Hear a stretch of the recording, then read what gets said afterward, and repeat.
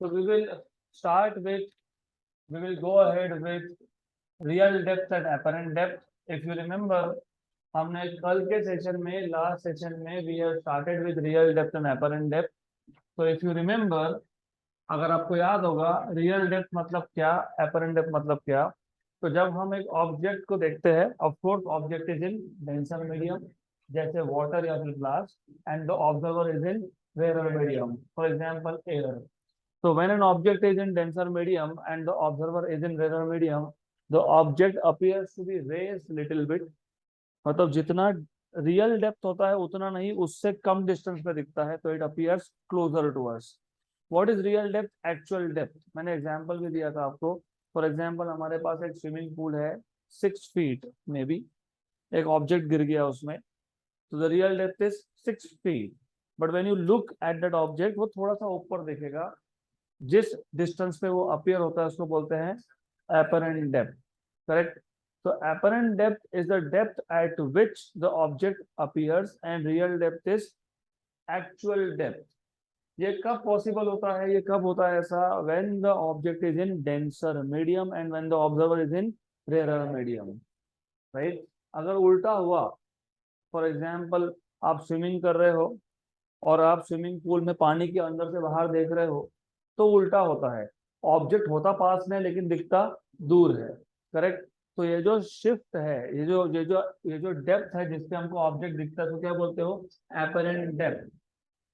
Object कहाँ था, denser medium में, ऑब्जर्वर कहाँ है, रेयर मीडियम में। तो ऑब्जेक्ट जितना दूर है उससे कम डिस्टेंस पे दिखता है, मतलब इट अपीयर्स नियरर।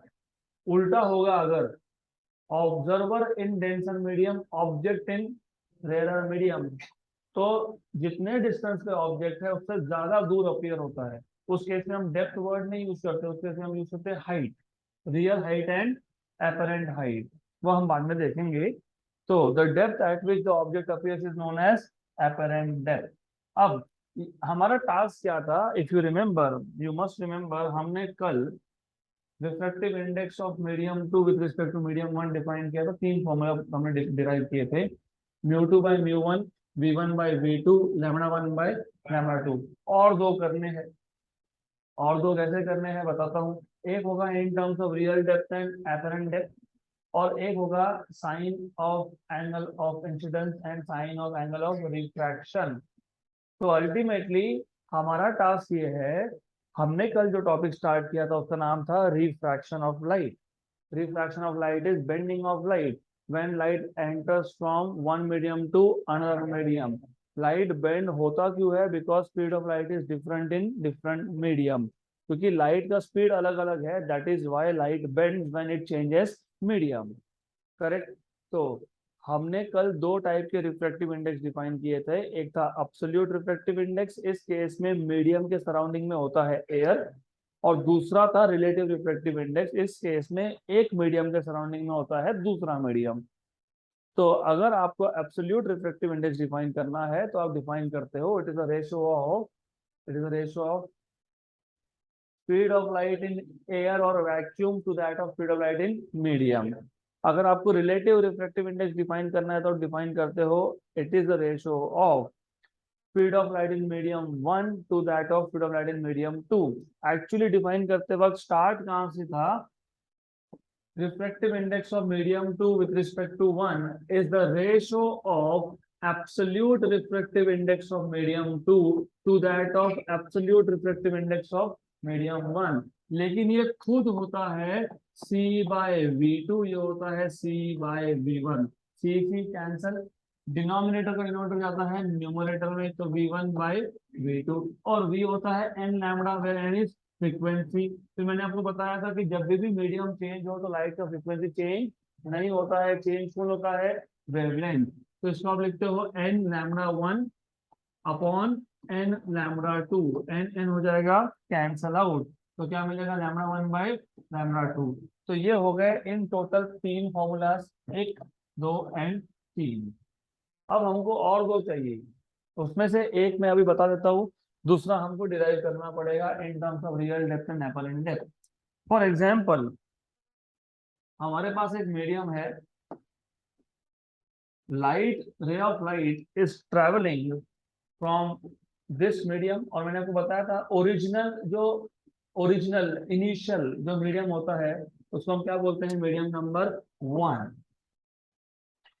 एंगल हमेशा मेजर करते हो विद रिस्पेक्ट टू नॉर्मल, तो ये हो गया एंगल ऑफ इंसिडेंस।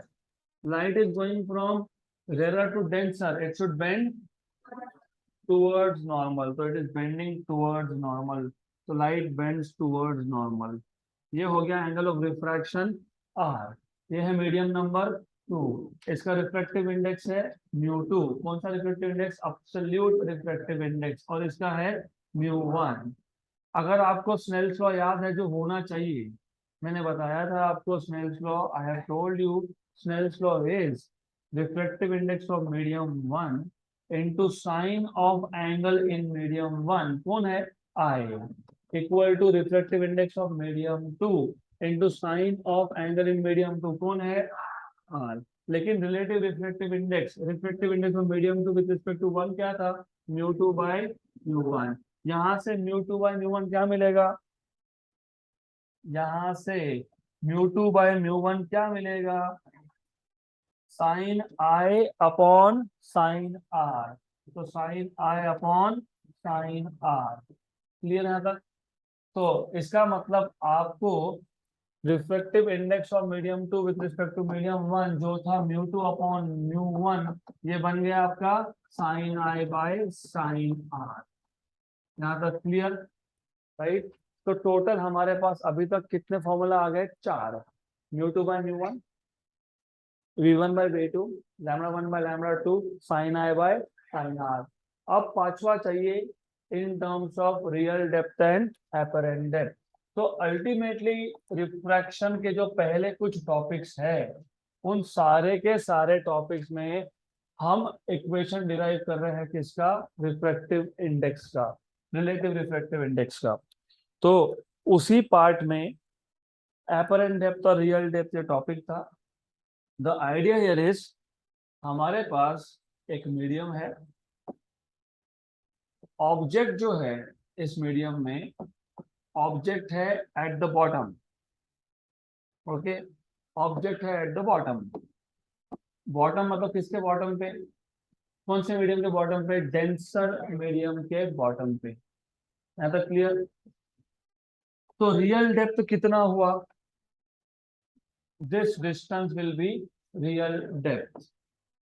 हमारे पास अगर एक कॉइन था जो बकेट में गिर गया तो कहाँ पे जाके सेटल होगा, नीचे। तो रियल डेप्थ कितना, जितना बकेट का depth, that is real depth, provided bucket is filled with water. But जब हम उस कॉइन को देखते हैं तो in reality it actually appears to be raised, है वो नीचे लेकिन दिखता है वो ऊपर, राइट? तो इस केस में ये जो डेप्थ है जहां पे वो ऑब्जेक्ट अपीयर हो रहा है उसको हम बोलते हैं apparent depth A.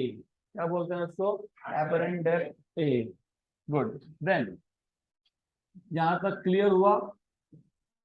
Okay, then what happens is, object है और ऑब्जेक्ट दिखता है, ऑब्जेक्ट दिखता तब है जब ऑब्जेक्ट से कुछ लाइट आ रहा है।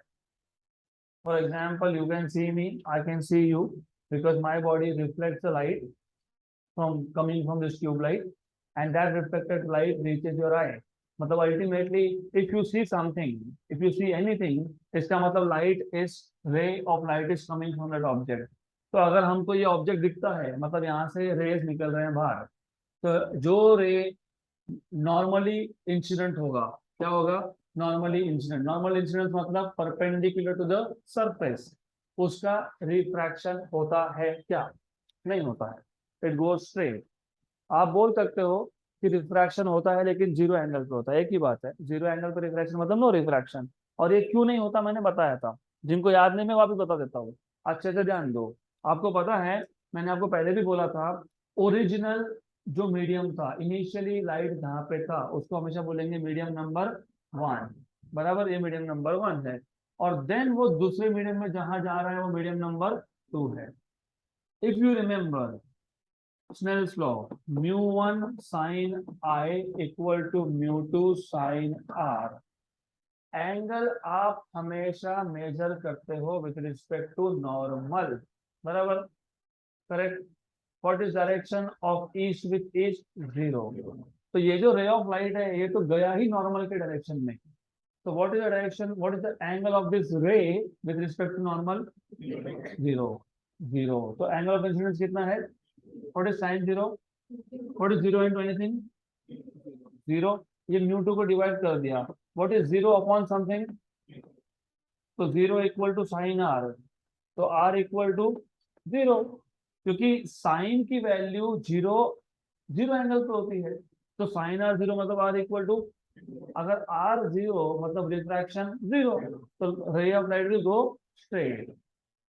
तो जो ray of light perpendicular incident हुआ उसका रिफ्रैक्शन होता है क्या, नहीं, इट जस्ट गोज स्ट्रेट। और ये आगे आने वाले टॉपिक में भी लगने वाला है, तो अच्छे से पता होना चाहिए। Now if this is clear, तो फिर बाकी जो रेज ऑफ लाइट है, other rays of light, correct, they are not actually incident at 0 angle. उन्होंने किसी एक एंगल पे इंसिडेंट हुए, वो some angle of incidence let us से आया, करेक्ट। अब light is traveling from denser to, so it should bend away from normal। ये हो गया आपका एंगल ऑफ रिफ्रैक्शन R। यहाँ पे था observer which is looking at the object, clear, right, good. Now if you want to show observer, some books will also show observer like this. यहाँ पे वो आई जैसा स्ट्रक्चर बना देते हैं, it means that observer is looking from here, ठीक है, notation is the same thing, clear, यहाँ तक क्लियर, पक्का, 100%। तो इतना तो हमने कल ही देखा था। नाउ गोइंग अहेड, इस डिस्टेंस को मैंने बोला था x, तो ये डिस्टेंस भी हो गया x, because they are parallel to each other, x and this is also x। Now if I extend this line, ये जो लाइन है इसको अगर मैं एक्सटेंड कर लेता हूं पीछे, अब एक्सटेंड करने से हुआ क्या, just a minute, what happens when you extend, okay, so let us look। अब in this case what is happening is, ये एंगल R है, तो ये पूरा एंगल होगा वर्टिकली अपोजिट। अगर ये R है तो ये आ गया 90 माइनस R, और अगर ये 90 माइनस R है और यहाँ पे ये तो 90 ही है, करेक्ट, दिस इज 90, तो फिर ये एंगल बाय डिफॉल्ट बनेगा R। Is this clear, good. Now दो राइट एंगल ट्राइंगल बन गए, दोनों राइट एंगल ट्राइंगल पे फोकस करो। अब there are two right angle triangles, एक है ये right angle triangle,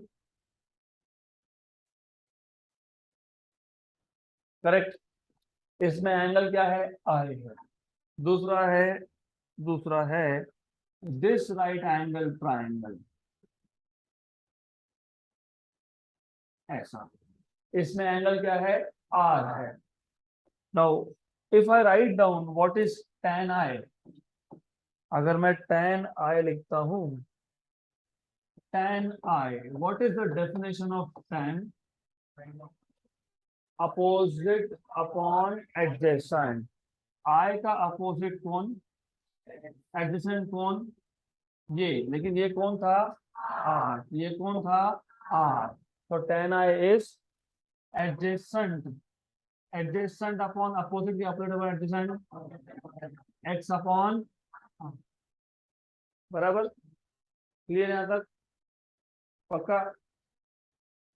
then if I take tan of r, ये जो येलो कलर में ट्राइंगल दिखाया मैंने, अगर वहां पे मैं tan यूज करता हूं, तो tan ऑफ r इज वापस से अपोजिट, अपोजिट कौन है, एडजेसेंट कौन है, कौन है, याद रखना, दिस इज a, मोर और लेस दिस इज a, क्योंकि थोड़ा सा गड़बड़ होता है, समटाइम्स डायग्रामेटिकली थोड़ा दिक्कत होता है, तो एक काम करता हूँ मैं, व्हाट आई डू इज इसको यहाँ शिफ्ट करता हूँ। अभी ए हो गया क्या? Yes, right. तो ये छोटे छोटे करेक्शन होते रहेंगे, तो you need to know this.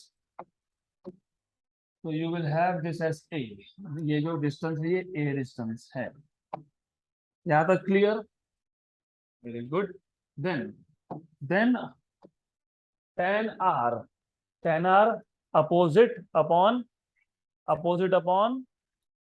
तो x upon a, where a is what? apparent depth x upon a। Good. तो अगर यहां तक क्लियर है, देन फाइन। यहां तक क्लियर? तो हमको अभी डायग्राम से मिल गया tan I equal to x by r and tan r equal to x by a।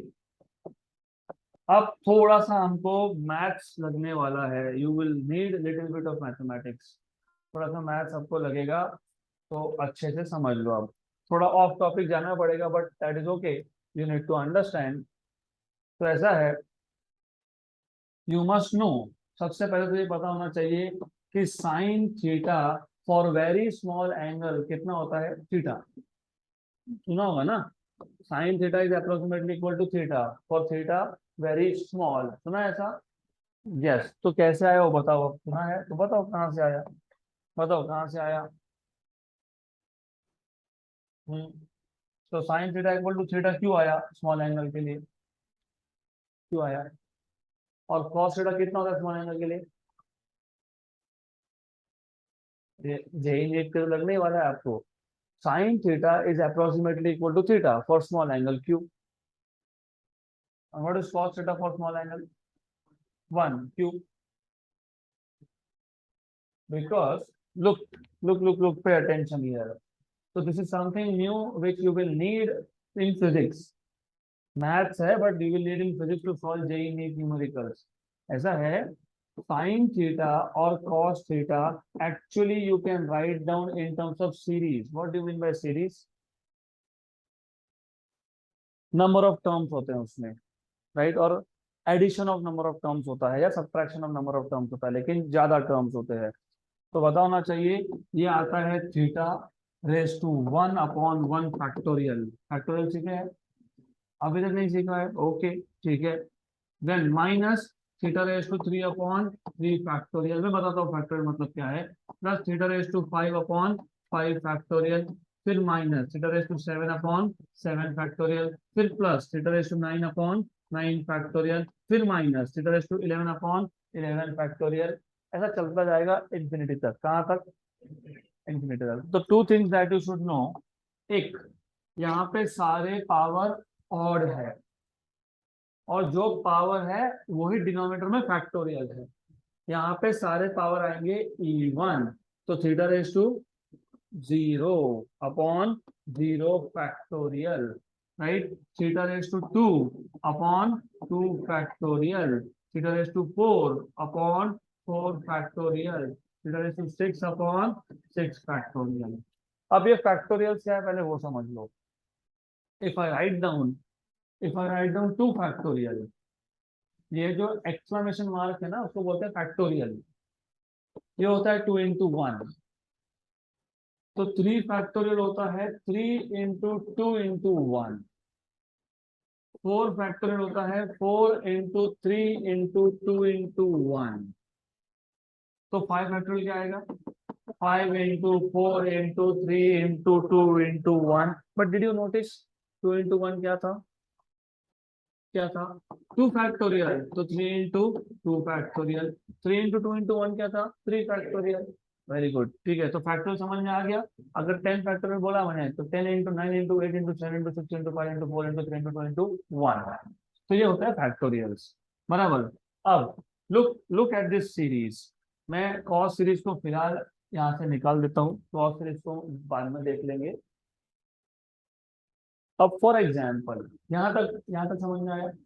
ये एक्स्ट्रा इंफॉर्मेशन है, इसका हमारे टॉपिक के साथ कुछ रिलेशन नहीं है। सिर्फ मैथ्स हमको लगने वाला है बाद में, तो अभी से हम बेसिक बेसिक क्लियर करते जाएंगे। एकदम से मैथ्स नहीं होता, स्लोली स्लोली, स्लो डोज। तो अब 0 फैक्टोरियल और 1 फैक्टोरियल दोनों की वैल्यू आती है 1। 0 फैक्टोरियल भी 1 होता है और 1 फैक्टोरियल भी 1 होता है। तो जो पहला टर्म है, anything raise to 1 is that number, 2 raise to 1 is 2, 3 raise to 1 is 3, 4 raise to 1 is 4, 5 raise to 1 is 5। तो theta raise to 1 is theta. Upon 1 factorial कितना आता है 1, तो अपॉन 1 है तो लिखूंगा मैं नहीं। Theta raise to 3 upon 3 into 2 into 1, मतलब 3 इंटू 2 इंटू 1 कितना 6। Theta raise to 5 upon 5 factor मतलब 5 इंटू 4 इंटू 3 इंटू 2 इंटू 1 बराबर। अब अगर एंगल स्मॉल हुआ, अगर एंगल स्मॉल हुआ, if the angle is small, for example 10 raise to -2, तो फॉर एग्जांपल थीटा की वैल्यू आ गई 10 रेज टू -2। तो पहला टर्म क्या आएगा 10 रेज टू -2, माइनस दूसरा टर्म क्या आएगा 10 रेज टू -2 रेज टू 3, मतलब और ऊपर से फिर डिवाइड बाय 6 भी आ गया। 3 इंटू 2 कितना है 6। तीसरा टर्म क्या आएगा theta raise to -2 raise to 5, मतलब थीटा रेज टू -10। और नीचे देखो 5 इंटू 4 20, 20 इंटू 3 60 इंटू 2 120।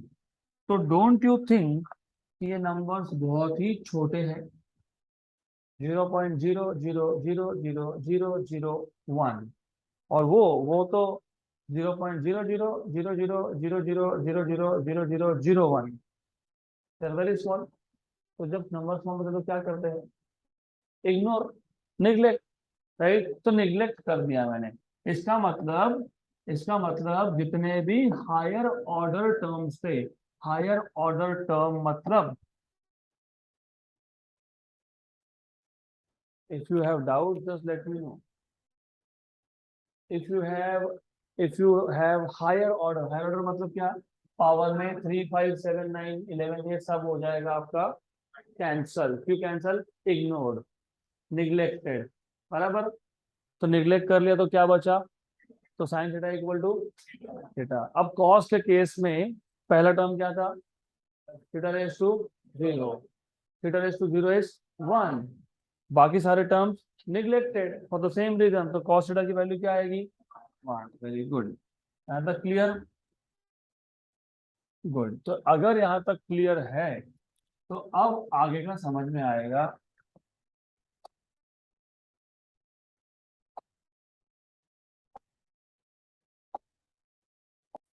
चलो ठीक है। तो now you need to remember कि ये सब क्यों बताया मैंने, बिकॉज अगर एंगल स्मॉल है, अगर एंगल स्मॉल है तो साइन थीटा की वैल्यू कितनी आएगी और कॉस थीटा की वैल्यू कितनी आएगी। तो फिर tan थीटा की value, tan theta is sine theta upon, लेकिन स्मॉल एंगल के लिए कॉस थीटा कितना हो गया 1, तो tan theta equal to sine theta.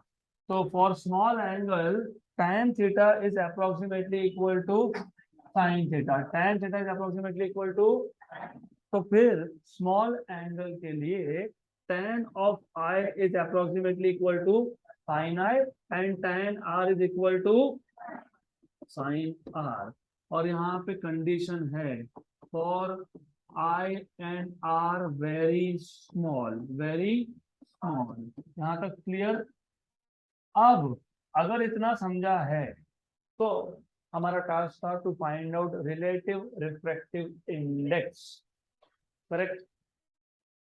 Light कहाँ से कहाँ जा रहा है, डेंसर टू रेयर है। मीडियम नंबर 1 ये डेंसर है, मीडियम नंबर 2 ये रेयर है। अगर मुझे स्नेल्स लॉ अप्लाई करना है तो स्नेल्स लॉ में refractive index of medium 1 into sine of angle in medium 1, कौन सा एंगल था आई, तो क्या आएगा sine I equal to refractive index of medium 2 into sine R, correct. Relative refractive index था μ2 अपॉन μ1, μ2 अपॉन μ1, ये क्या आ गया साइन आई बाय, लेकिन साइन आई ये है x अपॉन और ये है x अपॉन एक्स एक्स, तो μ2 by μ1 equal to a by, यहाँ तो याद रखना a बाय r, बराबर। Apparent depth upon real depth. छोटा सा भी गलती किया ना उल्टा फॉर्मूला आएगा। मीडियम टू ऊपर का मीडियम है। अब सपोज मीडियम टू अगर एयर है तो let μ2 is equal to air, मतलब मीडियम टू एयर है तो μ2 की वैल्यू कितनी आएगी 1। तो let medium two is air. Medium two कौन है, मीडियम टू कौन है, मीडियम टू कौन है, देन μ2 इज इक्वल टू, बराबर, करेक्ट। देयरफॉर μ2 की वैल्यू कितनी और μ1 इज μ1। इसको एट द मोस्ट आप बोल सकते हो μ1 को बोल सकते हो म्यू, क्या बोलोगे mu. I will better use μm, मतलब रिफ्रैक्टिव इंडेक्स ऑफ मीडियम। कितना आएगा a बाय r, तो फिर μm क्या हो जाएगा r बाय a। तो refractive index of the medium is equal to real depth upon apparent depth. तो अभी बन गया पांचवा फॉर्मूला। पहले था μ2 बाय μ1 इक्वल टू μ2 बाय μ1, मतलब refractive index of medium 2 with respect to 1, μ2 by μ1, v1 by v2, lambda 1 by lambda 2, sin i by sin r। अब आया a by r, क्या आया a by r है, a by r है। सिर्फ medium 2 is air और medium 1 is the medium denser medium, correct. Medium 1 कौन है डेंसर, जैसे कि ग्लास, जैसे कि वाटर। और सेकंड मीडियम कौन है एयर। तो एयर का रिफ्लेक्टिवनेस कितना है 1। ध्यान यहाँ पे जो μ2 की वैल्यू कितनी है 1 और μ1 को मैंने क्या बोला μm। तो μm मतलब रिफ्रैक्टिव इंडेक्स किसका, जिस मीडियम में ऑब्जेक्ट था। ऑब्जेक्ट कौन से मीडियम में था, डेंसर में था। तो हम जब ऊपर का मीडियम एयर ही है, पता है ना एयर का रिफ्रैक्टिव इंडेक्स कितना है, तो फाइंड किसको करेंगे फिर, किसको फाइंड करोगे मीडियम को, जो मीडियम एयर नहीं है उसको। तो refractive index of denser medium in which the object is placed, that is real depth upon apparent depth. Clear यहाँ तक, पक्का। अब अगर इतना समझा है तो एक काम करते हैं। ये पहला केस था, पहले केस में ऑब्जेक्ट कहाँ था, कहाँ था, डेंसर मीडियम में था कि रेयर मीडियम में था, डेंसर में था। और ऑब्जर्वर कहाँ था, उल्टा भी तो हो सकता है। You may have the other way around. You may have object in rarer medium and observer in denser medium. तो अब एक काम करेंगे, एक टेबल ड्रॉ कर लेंगे फॉर कंपैरिजन। और ये टेबल हमारे बहुत काम का है, तो इसको भूलना नहीं, क्योंकि इसमें हम कुछ और एक्स्ट्रा पैरामीटर्स भी फाइंड करने वाले हैं। तो दो केसेस है, हम दोनों को विथ डायग्राम समझ के लेंगे and we will also write down the required formulas. Okay, तो सबसे पहले we need a column to specify कि ऑब्जेक्ट कहाँ पे है और ऑब्जर्वर कहाँ पे है। तो पहला first case, object is in denser medium and observer is in rare medium. तो object is in denser medium, clear है तक, yes. Then and observer in rarer medium, बराबर। सिमिलरली अब इसका उल्टा, ये पहला केस था, दूसरे केस में उल्टा होगा। दूसरे केस में उल्टा होगा, क्या होगा, object is in rarer medium and observer is in, okay, so in the next case we will have the other way around। तो कुछ नहीं करना, इसको यहां से उठाना, इसको ऊपर लिख देना। तो observer is in observer is इन, हाँ ऑब्जेक्ट इज इन, हाँ तो सिर्फ इतना ही चेंज करना है, that's it. Observer is in denser medium and object is in rare medium. अब डायग्रामेटिकली सोचोगे तो diagrammatically what is going to happen is, मैं आपको रियल लाइफ एग्जांपल बता देता हूँ। एक तो हमको ऑलरेडी पता है, वो तो अभी अभी हमने देखा। ऑब्जेक्ट था पानी में और ऑब्जर्वर था कहाँ पे, एयर में। सिमिलरली यहाँ पे होगा उल्टा। तो दोनों केसेस में एक एक ऑब्जेक्ट पहले शो कर देते हैं, तो in both the cases we will show one object each.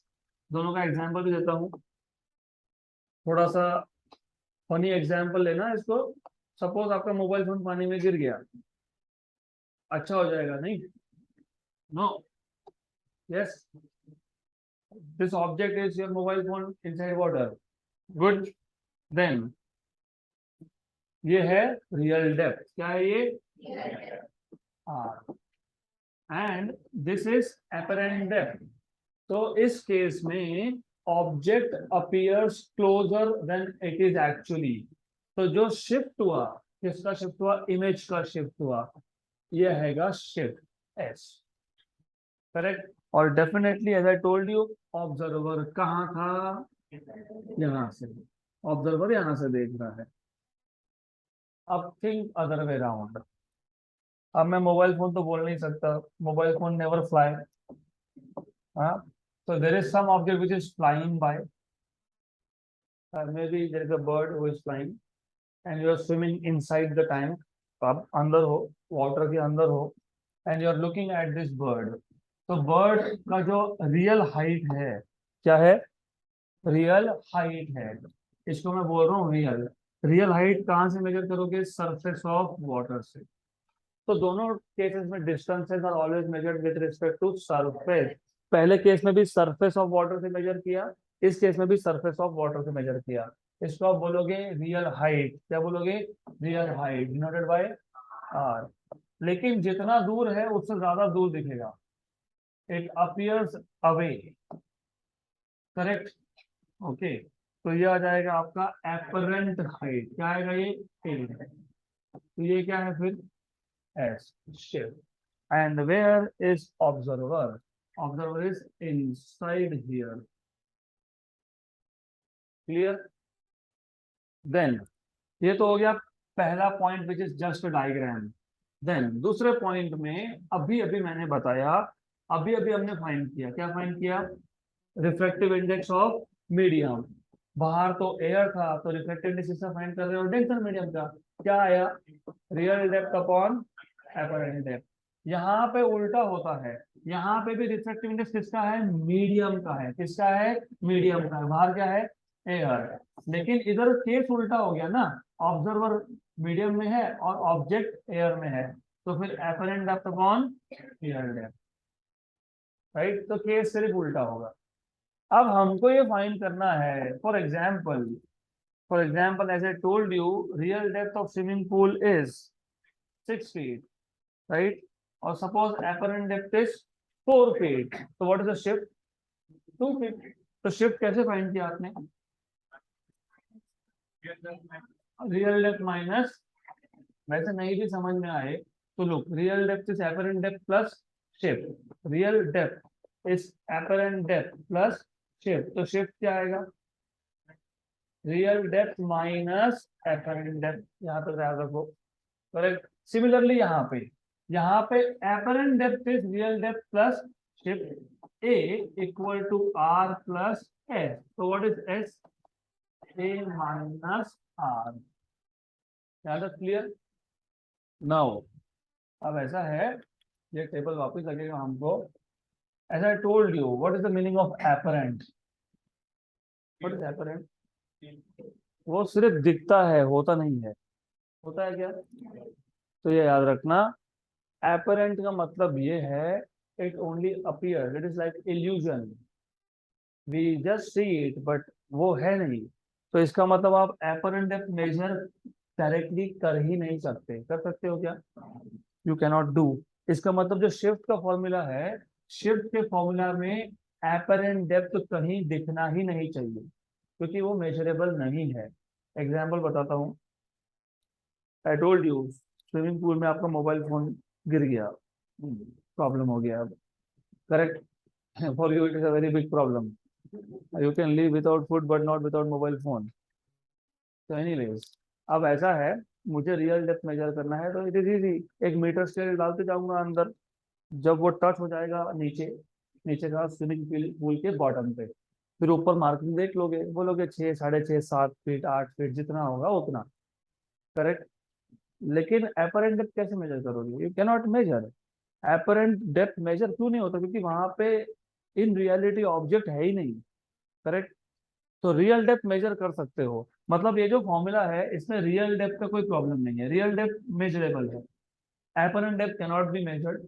तो ये जो फॉर्मूला था ऊपर, अब रिफ्रैक्टिव इंडेक्स फाइंड करने का एक तरीका तो है नहीं, 5 फॉर्मूलाज है हमारे पास, है कि नहीं 5? तो किसी ना किसी फॉर्मूला से तो मिल जाएगा ना। अगर वाटर है तो वाटर का रिफ्रैक्टिव इंडेक्स 4/3 होता है, 1.33। अगर ग्लास है तो 1.5 होता है। तो ये रिफ्रैक्टिव इंडेक्स आप कहीं से तो मेजर कर ही लोगे, हाँ, बाय सम मेथड। आप 4 फॉर्मूले तो ऑलरेडी बता दिए, μ2/μ1, v1/v2, λ1/λ2, sin है बाय sin r, कहीं से तो मिल जाएगा। यहाँ से एपरेंट डेप्थ ए को शिफ्ट किया तो क्या आ गया? r upon refractive index of the medium, बराबर। अब एपरेंट डेप्थ r-a था, शिफ्ट, शिफ्ट क्या था? r-a, लेकिन a क्या आया? r upon mu m। Correct. तो शिफ्ट इक्वल टू r निकाल लो common, 1 - 1/μm। μm is measurable, yes. Real depth is measurable, yes. तो shift is also measurable. Similarly there, वहां पे भी ऐसा ही है, s इक्वल टू, अब बी लिटिल केयरफुल हियर, यहाँ पे apparent depth is r into, not r divided by, r into refractive index। वहां पे r multiplied by refractive index है, यहाँ पे r अपॉन रिफ्रैक्टिव इंडेक्स है। तो वहां पे लिखोगे r into refractive index minus r, क्योंकि apparent depth minus real depth. तो s इक्वल टू r आ गया कॉमन, μm-1। तो ये मिल गया आपको शिफ्ट का formula in terms of real depth and refractive index. Clear? अब फॉर एन एग्जाम्पल, नॉर्मली कौन से डेंसर मीडियम हम यूज करते हैं? नॉर्मली एक तो हम वाटर यूज करते हैं, एक तो हम ग्लास यूज करते हैं। तो can we make general formulas to use them for JEE NEET? Yes. अभी से करके रखोगे तो जेईई नीट के क्वेश्चन थोड़े से फास्ट हो जाएंगे।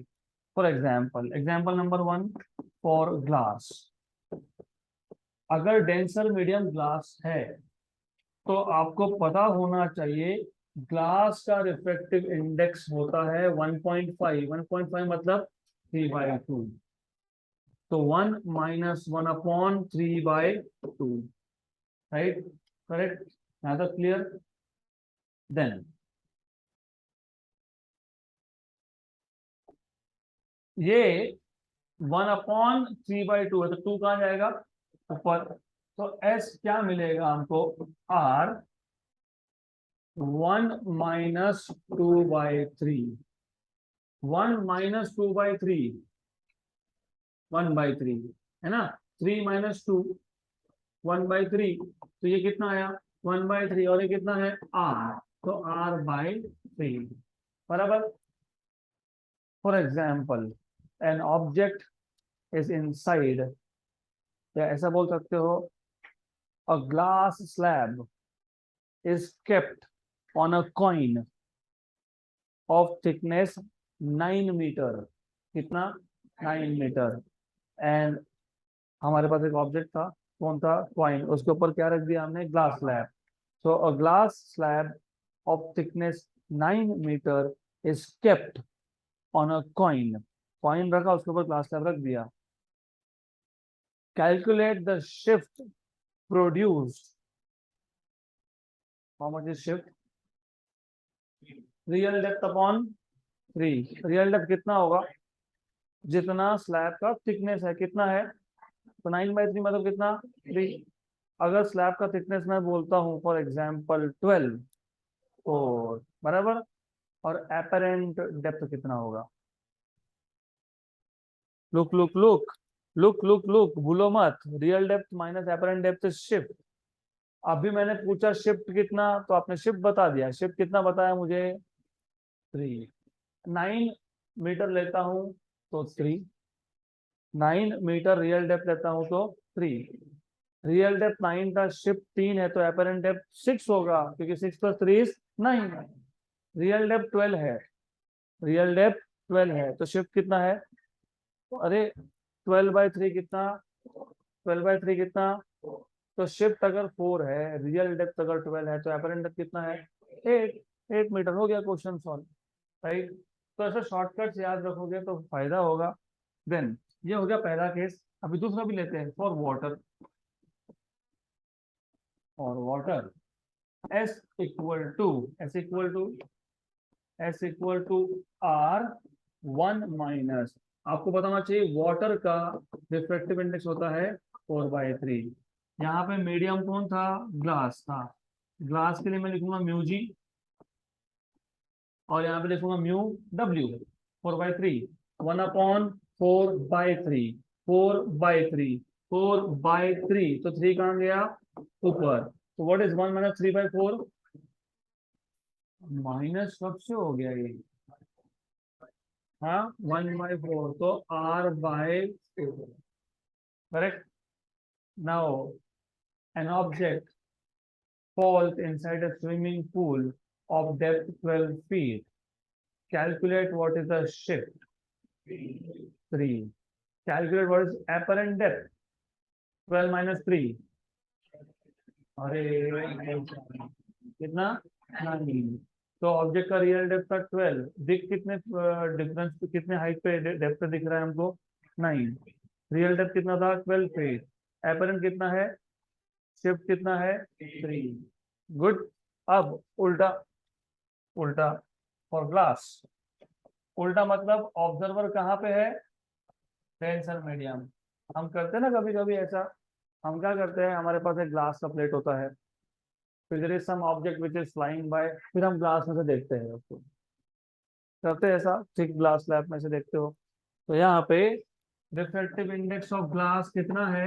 1.5, मतलब कितना है? 3/2। तो शिफ्ट कितना होगा? What is 3/2? 1.5। यहाँ तो ज्यादा इजी है। What is shift? R μw। What is μw? 1.5। 1.5 minus 1 कितना? 0.05। 0.5 मतलब कितना? 1/2, तो R/2। करेक्ट। तो ऐसा है, सपोज एक बर्ड था, bird was flying, eagle was flying at a height of 100 feet, at a height of 100 feet. You are looking through a glass of refractive index 1.5. The shift obtained in the image will be 100/2, मतलब 50. So what will be apparent height?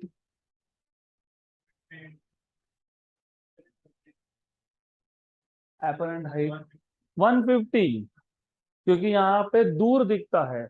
यहाँ पे if you need to remember this, apparent height is real plus shift। Real था 100, shift था 50, तो आपको दिखेगा 150 पे। Correct. Clear यहाँ तक? Then now you are inside swimming pool and you are looking at the same eagle, for example, through water। पहले था through glass, अब है through water। water का रिफ्रैक्टिव इंडेक्स इज 4/3। तो इस केस में शिफ्ट, तो यहाँ का जो फॉर्मूला आएगा R इंटू 4/3, मतलब 1.33 होता है, -1। 4/3 कितना है? कितना है? तो ये 4/3 कितना है? 1.33। तो 1.33 -1 मतलब कितना? 0.33। 0.33 1/3। तो इसके लिए भी केयरफुल हियर, इसको आप 4/3 लिखोगे तो बेटर है। It is better to write 4/3, because 4/3 -1 is 1/3। तो शिफ्ट कितना है? R/3।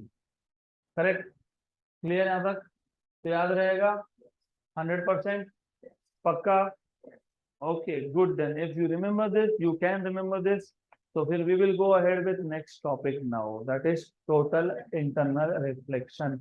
Before we go to next topic, सिर्फ एक चीज याद रखो, ये जो मैंने एग्जाम्पल लिखा है फॉर ग्लास फॉर वाटर, ये टेबल में नहीं दिया मैंने, राइट? क्यों नहीं दिया? Because what I want is classes का the whole point behind going to classes is, अभी क्लास क्यों लगाया? नॉट बिकॉज 1 आवर आके बैठना है सीखना है, वो तो है, हर दिन रिवीजन करना है। इसलिए नोट्स में कुछ ऐसी चीजें हैं जो मैंने जानबूझ के नहीं डाली। There are few things missing intentionally so that you go look at the PDF, revise and यार note it down there itself, जहाँ भी जगह मिले वहां पे।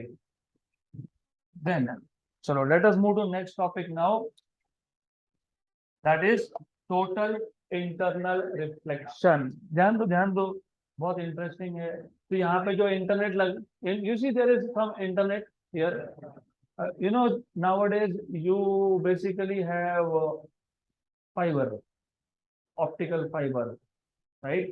तो ये ऑप्टिकल फाइबर जिस कॉन्सेप्ट पे वर्क करता है उसको हम बोलते हैं total internal reflection. In short you call this as TIR। TIR क्यों? Total internal reflection. so total internal reflection, TI and R, so in short it is called as TIR। अब ये टोटल इंटरनल रिफ्लेक्शन का concept क्या है पहले अच्छे से ध्यान दो, point by point we will understand. तो सबसे पहले the most important thing here is total internal reflection होने के लिए 2 कंडीशन है। वो 2 कंडीशन होगा तो ही TIR होगा। उसमें से पहला कंडीशन मैं पहले बताऊंगा, दूसरा कंडीशन बाद में देखेंगे। पहला कंडीशन ये है, सपोज मेरे पास एक ऑब्जेक्ट है, for example a point source. Point source मतलब एक बल्ब है जो लाइट इमिट करेगा। वो कहाँ रखा होना चाहिए? डेंसर मीडियम में। ये पहला कंडीशन है। तो टोटल इंटरनल रिफ्लेक्शन तभी होगा when the object is in denser medium, is in denser medium,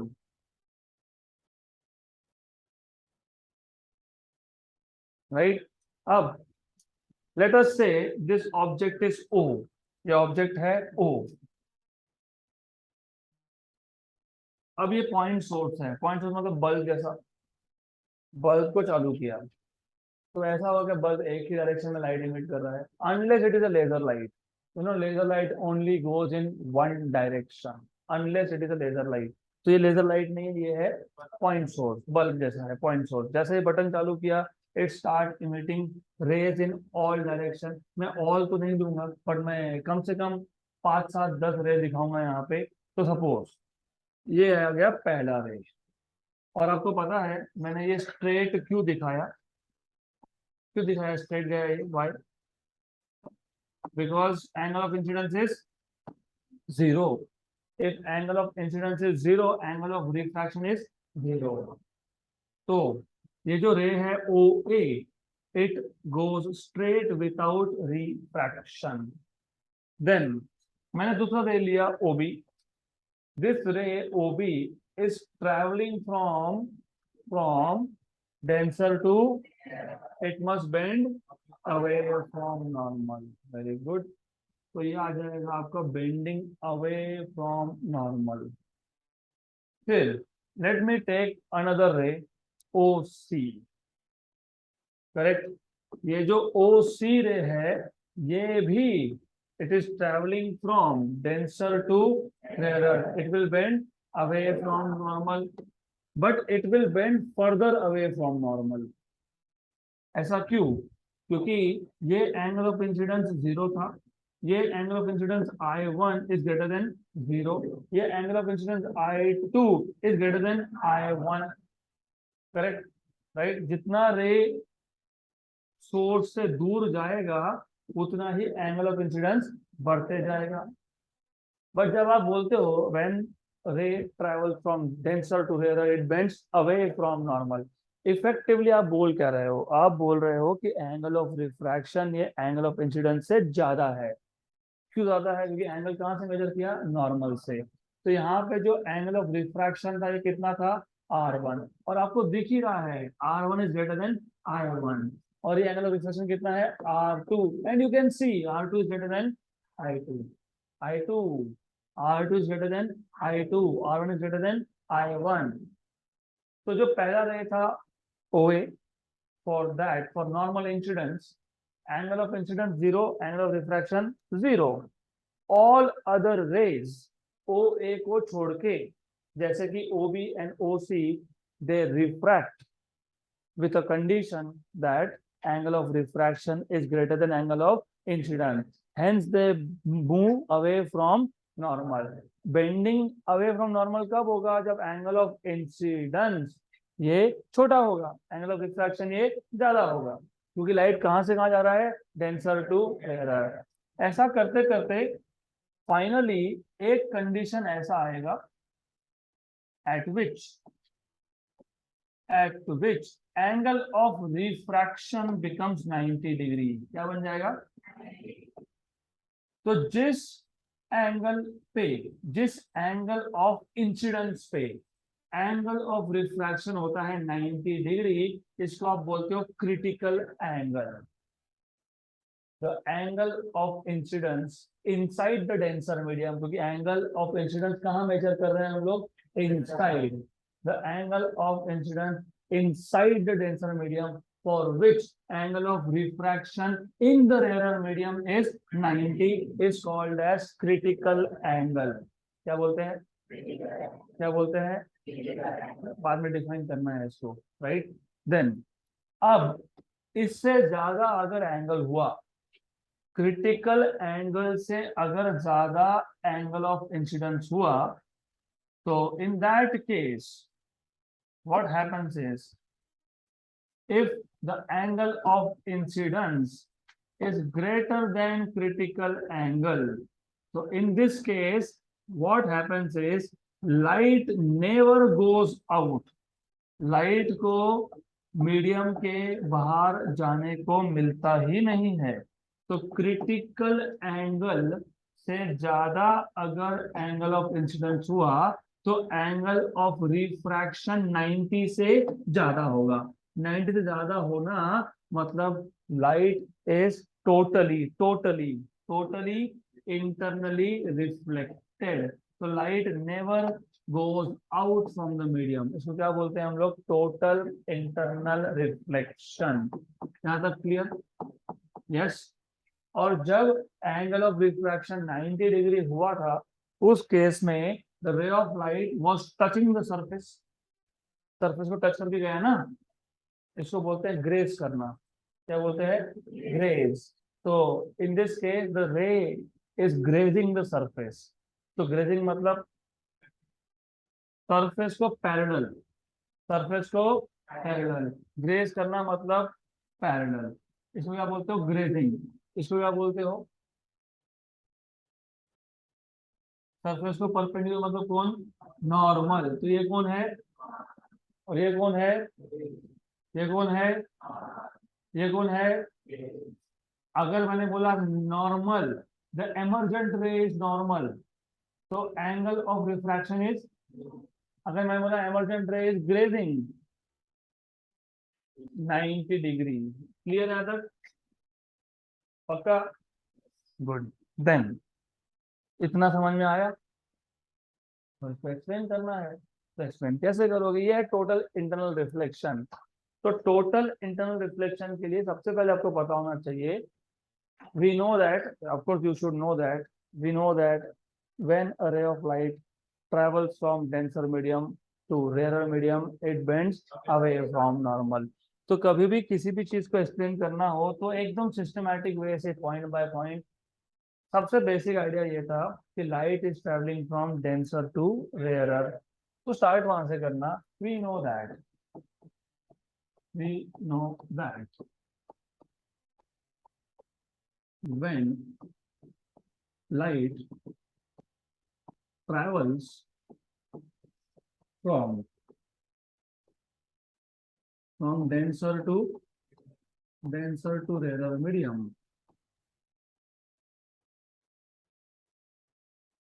It bends away from normal.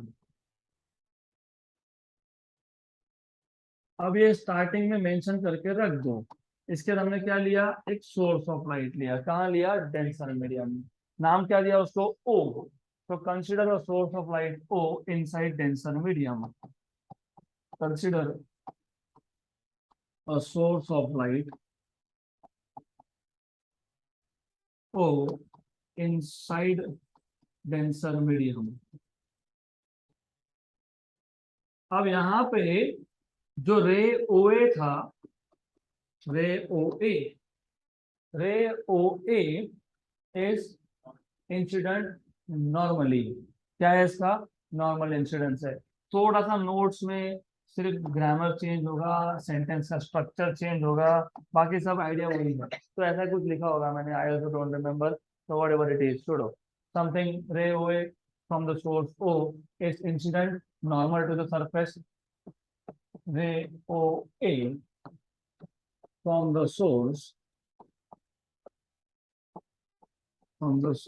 is incident normal to the surface. Actually मैंने बोलना चाहिए इंटरफेस. क्या बोलना चाहिए, इंटरफेस, क्योंकि वो सरफेस सेपरेट करता है दो मीडियम को. तो इंटरफेस बोलो, एक ही बात है, राइट. तो इंटरफेस बोल दो. If you get confuse you should say interface to the interface.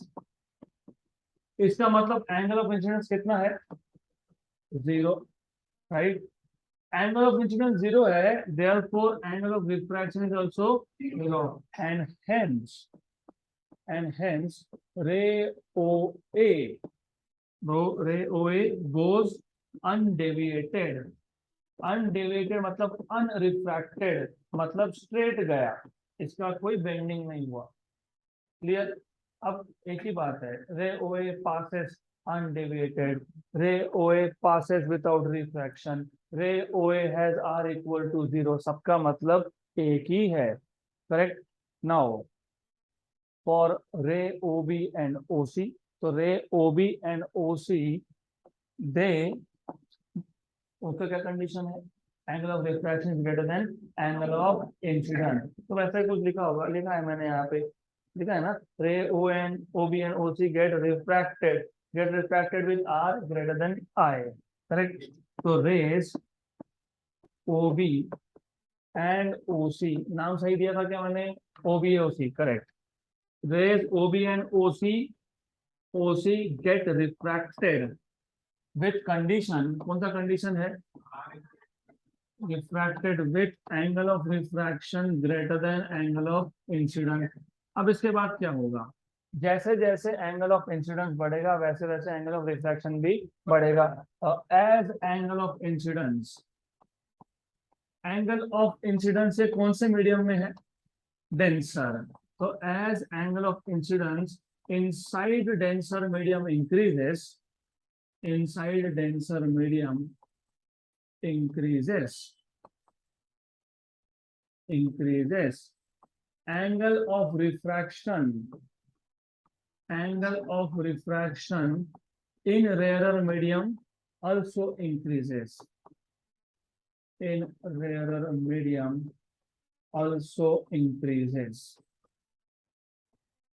फिर एक एंगल ऐसा आएगा at some particular angle of incidence inside denser medium, angle of refraction in rarer medium becomes 90 degree, right. So at some particular angle of incidence,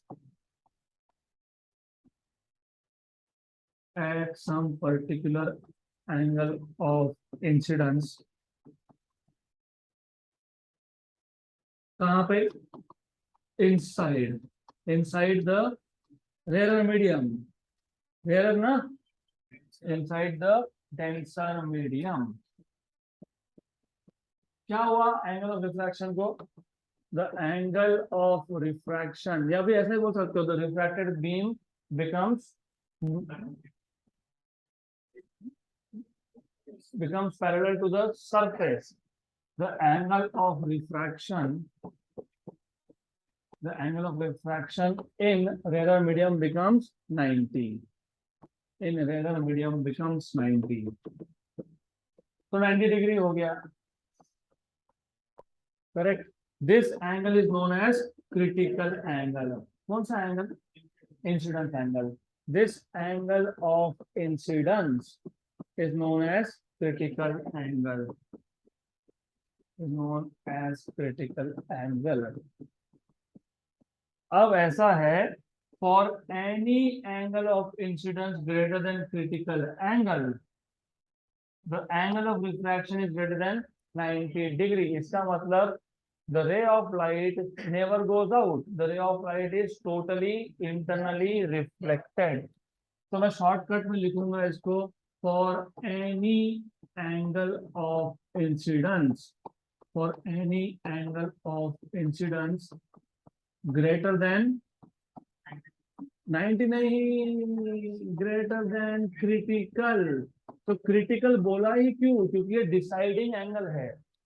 इससे कम angle अगर होगा तो रे बाहर जाएगा, इससे ज्यादा अगर एंगल होगा तो रे बाहर नहीं जाएगा. तो that is why for any angle of incidence greater than critical angle, the ray of light is totally internally reflected. यहाँ तक क्लियर? अगर मैंने बोला explain in one sentence what is total internal reflection, तो कैसे करोगे? In one sentence, when a ray of light travelling from denser medium to a thinner medium is incident at an angle greater than critical angle, then the light is totally internally reflected, is called as total internal reflection. तो notes में भी दिया होगा, तो दिया है last sentence, thus when a ray of light passing through a denser medium at an angle, thus when a ray of light passing through a denser medium is incident on the surface of a rarer medium, मतलब interface, at an angle of incidence greater than critical angle, the ray is totally internally reflected. कहाँ पे? In the denser medium. यहाँ तक clear? तो लिख पाओगे खुद से, और do you want me to put it here? No, पक्का? तो एक बार और, without looking into notes. When a ray of light passing through denser medium is incident on the surface of rarer medium at an angle greater than critical angle, then the ray of light is totally internally reflected inside denser medium. इसको बोलते हैं total internal reflection. अब दो conditions थे. मैंने पहला condition तो पहले बता दिया था आपको. मैंने पहला कंडीशन बताया था, the ray must be travelling from denser to rare. Number 2, the angle of incidence should always be greater than critical angle. तो कंडीशंस फॉर टीआईआर, ऐसा एक छोटा सा टॉपिक लिखा है मैंने, कंडीशंस फॉर टीआईआर. तो दो कंडीशंस अगर सेटिस्फाई होंगे तब जाके टोटल इंटरनल रिफ्लेक्शन मिलेगा, नहीं तो फिर पार्शियल मिलेगा. What do you mean by partial? Look, मैंने आपको बताया था, आई टोल्ड यू कि इनफैक्ट ऐसा कभी नहीं होगा कि सिर्फ रिफ्लेक्शन हो रहा है, सिर्फ रिफ्रैक्शन हो रहा है, दोनों एक साथ होते हैं. तो पहले केस में कुछ लाइट रिफ्लेक्ट हुआ, रिफ्लेक्ट मतलब डेंसर मीडियम से वापस से डेंसर मीडियम में, और कुछ लाइट हुआ रिफ्रैक्ट. सिमिलरली सेकेंड केस में भी वैसा ही हुआ, some part is reflected, some part is refracted. तीसरे केस में भी वही हुआ, some part is reflected and some part is refracted. सिर्फ यहाँ पे रिफ्रैक्शन ग्रेजिंग है सरफेस को टच करके. लेकिन लास्ट केस में there is only reflection, there is no refraction. इसलिए इसको क्या बोलते हैं? टोटली. क्योंकि पहले टोटल था क्या? नहीं, पहले क्या था? पार्शियल था. पहले क्या था? पार्शियल रिफ्लेक्शन था. लेकिन अब क्या है? टोटल रिफ्लेक्शन है. कहाँ पे है? अंदर के अंदर, मतलब क्या? इंटरनल, तो टोटल इंटरनल रिफ्लेक्शन। तो इसके दो कंडीशन है। पहला कंडीशन है, बताओ, the ray of light must be travelling from, the ray of light must be traveling from, denser to rarer, must be traveling from denser medium to rarer medium. दूसरा, the angle of incidence should be greater than critical angle. The angle of incidence inside the rarer medium should be greater than, equal to भी नहीं चलेगा, क्योंकि equal to बोला तो grazing है, total internal के लिए ग्रेटर देन ही होना चाहिए। The angle of incidence should be greater than critical angle. यहां तक क्लियर, पक्का? तो अब to end with, just a minute, one last thing, अगर मैंने पूछा define what is critical angle, the angle of incidence inside rarer medium, rarer na answer, the angle of incidence inside denser medium, for which the angle of refraction in rarer medium is 90 degree, is defined as critical angle. So critical angle का exact formula क्या है, that we will see in the next session.